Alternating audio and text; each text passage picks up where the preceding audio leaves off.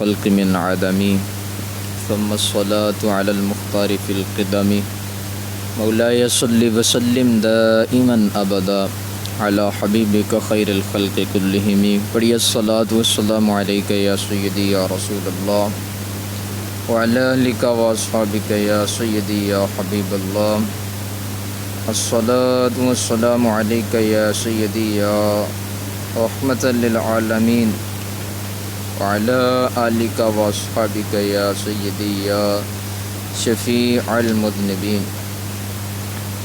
اللہ تبارک و تعالیٰ کے فضل و کرم سے ہم نے نماز فجر با جماعت ادا کی، درس قرآن میں ہم سب شرکت کر رہے ہیں۔ میرا اللہ ہم سب کی حاضری اپنی پاک بارگاہ میں قبول فرمائے۔ سورۃ البقرہ کی آیت نمبر 63 اور 64 ہے، جسے آج سمجھنے کی کوشش کریں گے۔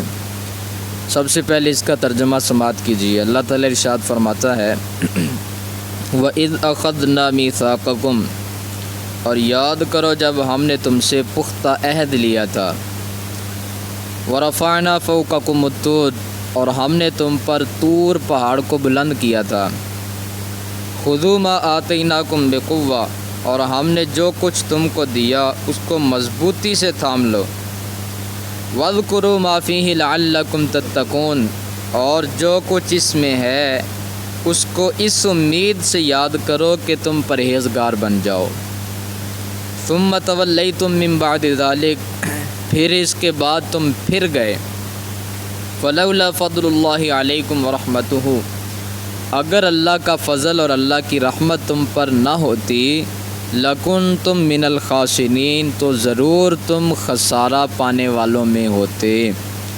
یہ اللہ تبارک و تعالیٰ نے بنی اسرائیل کا تذکرہ کیا۔ اللہ تبارک و تعالیٰ نے اس میں یہ واقعہ ذکر کیا کہ جب بنی اسرائیل میں حضرت موسیٰ علیہ السلام تشریف لے کے گئے اور وہ قوم حضرت موسیٰ علیہ السلام کے پاس آئی اور کہنے لگی کہ اے موسیٰ، ہمارے پاس بھی کوئی کتاب ہونی چاہیے جس کتاب میں ہماری زندگی کے تمام معاملات موجود ہوں، اس پہ ہم عمل کر سکیں، اور جس پر عمل کرنے سے ہم اپنے اللہ کو راضی کر سکیں، جس پر عمل کر کے ہم جنت حاصل کر سکیں۔ کوئی ہماری ایسی کتاب ہونی چاہیے۔ حضرت موسیٰ علیہ السلام نے فرمایا کہ دیکھ لو، میرے ساتھ وعدہ کرو، اگر اللہ نے کتاب عطا کر دی تم اس پر عمل کرو گے۔ تو یہ قوم کہنے لگی کہ اے موسیٰ، ہم آپ سے پختہ عہد کرتے ہیں، پکا وعدہ ہم کرتے ہیں آپ سے، اگر اللہ تعالیٰ نے کتاب عطا کی تو ہم ضرور بالضرور اس پہ عمل کریں گے۔ یہ انہوں نے اللہ کے نبی سے پکا وعدہ کیا، اور ایک بار نہیں کئی مرتبہ کیا۔ اللہ تعالیٰ نے ان کی اس پرزور اپیل پر اللہ نے حضرت موسیٰ علیہ السلام کو تورات شریف عطا فرما دی۔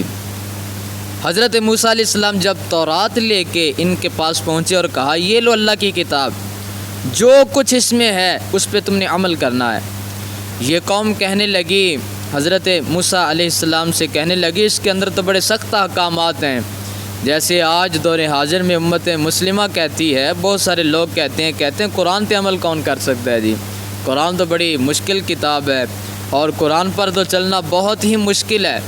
وہ بھی یہی بات کرنے لگے، کہنے لگے کہ اے موسیٰ، تورات پر عمل کرنا بہت مشکل ہے، اس کے اندر تو بڑے سخت احکامات ہیں۔ تو اللہ تعالیٰ نے فرمایا کہ اے موسیٰ، ان سے پوچھو کیا تم نے میرے ساتھ پکا وعدہ نہیں کیا تھا، اگر اللہ نے کتاب دی تو ہم اس پہ عمل کریں گے، اب اس وعدے کی خلاف ورزی کیوں کرتے ہو، جو کچھ اس میں ہے اس پہ عمل کرو۔ لیکن وہ اپنی بات پہ اڑ گئے اور کہنے لگے کہ نہیں، ہم اس پہ عمل نہیں کر سکتے، کچھ تھوڑی سی ہمارے لیے آسانی ہونی چاہیے، کچھ تھوڑی سی گنجائش نکالیے آپ اس میں سے، اس میں تو بڑے سخت احکامات ہیں۔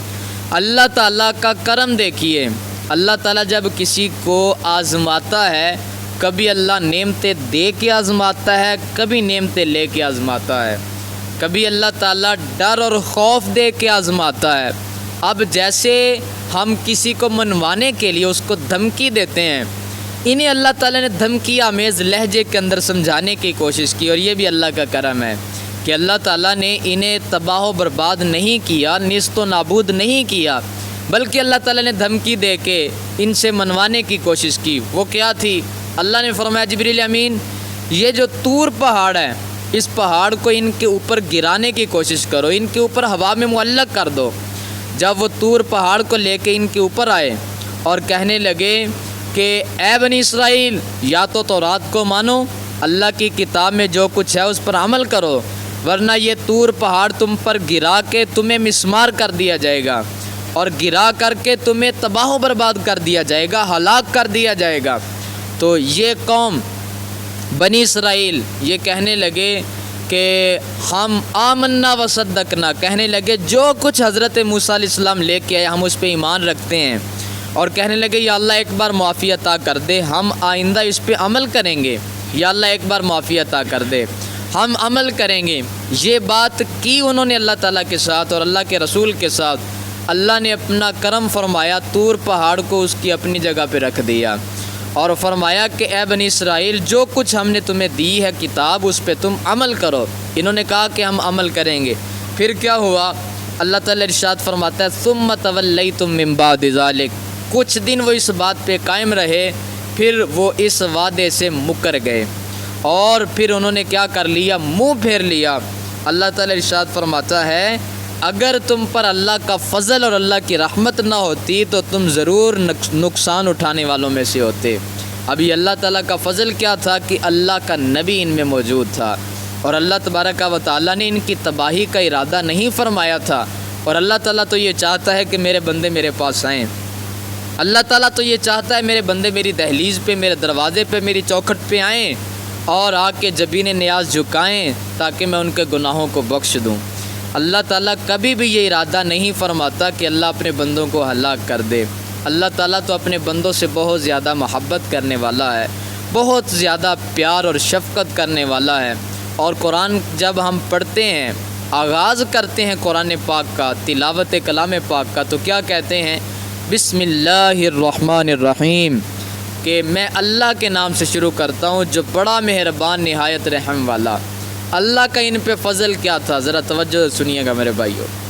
حضرت سیدنا عیسیٰ روح اللہ علیہ الصلاۃ والسلام، یہ اللہ تعالیٰ کے پاک پیغمبر تھے۔ جب حضرت عیسیٰ علیہ السلام ایک قبر میں سے گزر رہے تھے تو کیا دیکھا؟ صاحب قبر کو عذاب ہو رہا تھا۔ اور یہ یاد رکھیے اللہ کا نبی صاحب کشف ہوتا ہے، اور صاحب کشف کا مطلب یہ ہے کہ قبروں کے اندر جو کچھ ہو رہا ہے اللہ اپنے نبیوں کو اس چیز کا بھی علم عطا کر دیتا ہے۔ اور یہ میں اپنی طرف سے نہیں کہہ رہا، آئیے حدیث مبارکہ سنیے۔ پیارے آقا ارشاد فرماتے ہیں سرکار ایک مرتبہ اپنے صحابہ کرام کے ساتھ کہیں سفر پر روانہ تھے، اور حضور کہیں تشریف لے کے جا رہے تھے، تو سرکار نے اچانک اپنی سواری کو روک لیا۔ صحابہ کرام کو بھی سرکار نے حکم ارشاد فرمایا کہ ادھر رک جائیے، ٹھہریں ادھر۔ صحابہ کرام ٹھہر گئے تو پیارے آقا غمگین ہوئے اور چہرہ تھوڑا سا سرکار کا افسردہ ہوا، اور پیارے آقا نے صحابہ کرام کو فرمایا کہ آپ ایسا کریں، سرسبز 2 ٹہنیاں لے کے آئیں۔ وہ لے کے آئے تو سرکار نے 2 قبریں دیکھیں، ایک ٹہنی اس قبر پہ رکھ دی، ایک اس قبر پہ رکھ دی، اور پھر سرکار خوش ہونے لگے، اور سرکار کا چہرہ صحابہ کرام فرماتے ہیں ہم نے دیکھا کہ سرکار کا چہرہ کھل اٹھا، اور پیارے آقا مسکرانے لگے اور کہنے لگے الحمدللہ، یا اللہ تیرا شکر ہے۔ سرکار اللہ تعالیٰ کا شکر ادا کرنے لگے۔ صحابہ کرام عرض کرتے ہیں یا رسول اللہ، یہ جو معاملہ آج آپ نے کیا اس سے قبل ہم نے ایسا معاملہ نہیں دیکھا، یہ قبریں پہلے آپ نے دیکھا تو غمگین ہوئے، اب خوشی کس بات کی؟ تو سرکار ارشاد فرمانے لگے، فرمایا جب میں یہاں سے گزر رہا تھا تو میں نے دیکھا کہ ان قبر والوں کو عذاب ہو رہا تھا، اور فرمایا کہ جب میں نے ان کے اوپر سبز ٹہنیاں رکھ دیں، اور یہ یاد رکھو ہر سبز چیز وہ اپنے اللہ کا ذکر کرتی ہے، اور جب قبروں کے اوپر سبز ٹہنیاں رکھی جاتی ہیں ان کے ذکر کرنے کی بدولت اللہ قبر والوں سے عذاب کو اٹھا لیا کرتا ہے۔ اور فرمایا اب اللہ تعالیٰ نے ان سے عذاب کو اٹھا لیا، اس وجہ سے سرکار ارشاد فرماتے ہیں اب چونکہ یہ آرام اور سکون اور راحت میں ہیں، اس وجہ سے سرکار فرماتے ہیں مجھے خوشی ہو رہی ہے، اور میں اس بات پہ اپنے اللہ کا شکر ادا کر رہا ہوں۔ پھر آگے سنیے، سرکار اتنا ہی نہیں جانتے کہ قبر میں کیا ہو رہا ہے، سرکار یہ بھی جانتے ہیں کس سبب سے ہو رہا ہے۔ آئیے آگے حدیث مبارکہ کے لفظ ہیں۔ پیارے آقا ارشاد فرمانے لگے، فرمایا صحابہ کیا تمہیں پتہ ہی نہیں عذاب کیوں ہو رہا تھا؟ تو یا رسول اللہ ارشاد فرمائیے کس وجہ سے ہو رہا تھا؟ تو پیارے آقا ارشاد فرمانے لگے، فرمایا کہ ان میں سے ایک پیشاب کے چھینٹوں سے نہیں بچتا تھا۔ وہ جب پیشاب کرتا اور فوراً کھڑا ہو جاتا، اس کے کپڑے خراب ہو جاتے، اسی کے ساتھ وہ نماز پڑھا کرتا تھا۔ پیشاب کے چھینٹوں سے نہ بچنے کی وجہ سے ایک کو عذاب ہو رہا تھا اور دوسرے کو چغلی کھانے کی وجہ سے عذاب ہو رہا تھا۔ وہ چغلی کیا کرتا تھا۔ دیکھیے مدینے والے آقا کا علم، پیارے آقا یہ بھی جانتے ہیں قبر میں کیا ہو رہا ہے، اور سرکار یہ بھی جانتے ہیں کس وجہ سے ہو رہا ہے۔ یہ اللہ تعالیٰ اپنے نبیوں کو علم عطا کرتا ہے۔ تو صاحب کشف، اور یہ ایک اور بات بڑی خوبصورت جو علماء نے لکھی، وہ یہ کہ بزرگ ارشاد فرماتے ہیں جو حکیم ہوتا ہے نا، جو دانا ہوتا ہے، وہ پکا علاج کرتا ہے۔ حدیث مبارکہ میں تو یہ ہے کہ جب تک یہ ٹہنیاں یہ سبز رہیں گی، اللہ کا ذکر کرتی رہیں گی، اللہ قبر والوں سے عذاب اٹھا لے گا۔ لیکن جب وہ ٹہنیاں خشک ہو جائیں گی تو کیا اللہ کا عذاب دوبارہ عود کر کے آئے گا؟ دوبارہ عذاب لوٹ آئے گا اور دوبارہ انہیں پھر سے سزا دینی شروع ہو جائے گی۔ تو یہ یاد رکھیے، جو حکیم ہوتا ہے وہ کیا کرتا ہے؟ پکا علاج کرتا ہے، اور وہ کچا علاج نہیں کرتا۔ پیارے آقا اس امت کے حکیم ہیں اور سرکار اس امت کے طبیب ہیں، اور فرماتے ہیں علماء جب سرکار نے اس ٹہنی کو اپنا دست مبارک لگا دیا، دست مبارک لگانے کی وجہ سے اب وہ ٹہنی خشک نہیں، قیامت تک وہ سبز اور شاداب ہی رہے گی۔ پیارے آقا کے جس کو ہاتھ لگے وہ خشک ہو جائے ایسا ممکن ہی نہیں ہے۔ اب قیامت تک وہ چونکہ اللہ کا ذکر کرتی رہے گی، اس لیے اللہ تعالیٰ ان قبر والوں سے قیامت تک کے لیے عذاب کو اٹھا لے گا۔ اور یہ بات یاد رکھیے، سمجھانے کا یہ حدیث مبارکہ ذکر کرنے کا مقصد یہ تھا کہ اللہ کے انبیاء وہ صاحب کشف ہوتے ہیں۔ حضرت عیسیٰ علیہ السلام گزرے اور دیکھا کہ قبر میں عذاب ہو رہا ہے، آپ آگے چلے گئے۔ آپ کچھ دنوں کے بعد دوبارہ وہیں سے اسی راستے سے واپس آنے لگے تو کیا دیکھا؟ وہی جو قبر ہے وہ جنت کا باغ بنی ہوئی ہے، اور اسی قبر کے اندر راحت ہے، اطمینان ہے، سکون ہے، اور وہ قبر جنت کی کیاری بنی ہوئی ہے۔ حضرت عیسیٰ علیہ السلام اپنی آنکھوں کو ملتے ہیں اور کہتے ہیں کیا میں یہ سچ دیکھ رہا ہوں؟ اور پھر اپنے اللہ تعالیٰ سے گفتگو کرتے ہوئے عرض کیا یا اللہ یہ کیا منظر ہے؟ پہلے عذاب ہو رہا تھا اور اب یہ قبر جنت کا باغ ہے، یہ کس وجہ سے ایسا معاملہ ہوا؟ تو رب کریم نے ارشاد فرمایا اے عیسیٰ، بات یہ ہے کہ جب یہ شخص انتقال کرنے لگا تو اس کی گھر والی پیٹ سے تھی اور اس کے پیٹ میں بچہ تھا۔ یہ مرتے ہوئے وصیت کر کے آیا اور یہ کہنے لگا کہ جب میں اس دنیا سے چلا جاؤں تو میرے بیٹے کو انجیل شریف پڑھانا، اور میرے بیٹے کو تم اللہ تعالیٰ کا کلام پڑھانا۔ اور آج اس کا بیٹا پیدا ہوا، اور پھر بیٹا پیدا ہونے کے بعد وہ چند سال اس نے گزارے، اور جب وہ پڑھنے کے قابل ہوا اس کی امی جان نے اس کی انگلی کو پکڑا اور پکڑ کر کے وہ مولوی صاحب کے پاس لے کے آئی اور کہا کہ اس کو اللہ کا کلام پڑھائیے، انجیل شریف پڑھائیے۔ اور آج اس کے استاد نے کہا پڑھ بیٹا بسم اللہ الرحمن الرحیم، تو کہا کہ بیٹے اس نے اپنی توتلی زبان کے ساتھ کہا بسم اللہ الرحمن الرحیم، تو فرمایا اے عیسیٰ مجھے حیا آتی ہے اس کا بیٹا زمین کے اوپر مجھے رحمان بھی کہے، مجھے رحیم بھی کہے، اور میں اس کے باپ کو قبر میں عذاب دوں۔ اس لیے اس کے رحمان اور رحیم کہنے کی وجہ سے ہم نے اس کی قبر سے عذاب کو اٹھا کے اس کی قبر کو جنت کا باغ بنا دیا ہے۔ یہ اللہ تعالیٰ کا فضل نہیں ہے تو اور کیا ہے؟ قرآن کہتا ہے فَلَوْلَا فَضْلُ اللَّهِ عَلَيْكُمْ، اے بنی اسرائیل اگر تم پہ اللہ کا فضل نہ ہوتا، اللہ کی رحمت نہ ہوتی، لَكُنْتُم مِّنَ الْخَاسِرِينَ، تو ضرور تم نقصان اٹھانے والوں میں سے ہوتے۔ اس لیے ان کا مقدر ہی خسارہ تھا اور یہ اس خسارے میں رہے، یہ اس گھاٹے میں رہے۔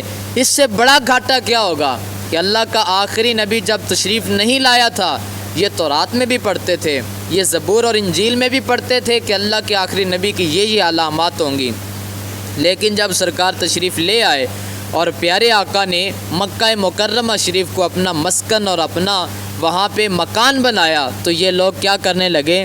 اللہ کے نبی کی ہی مخالفت کرنے لگے اور اللہ کے عذاب کو دعوت دینے لگے۔ اس لیے اللہ تعالی ارشاد فرماتا ہے یاد کرو جب تم نے پختہ وعدہ کیا تھا اور پھر تم اس کے بعد پھر گئے، اگر اللہ کا فضل اور اس کی رحمت نہ ہوتی تو ضرور تم نقصان اٹھانے والوں میں سے ہوتے۔ اس لیے آج آپ کے لیے اور میرے لیے، ہم سب کے لیے لمحہ فکریہ ہے، یہ قرآن ہمیں صرف پڑھنے کے لیے نہیں دیا گیا، یہ قرآن ہمیں عمل کرنے کے لیے دیا گیا ہے۔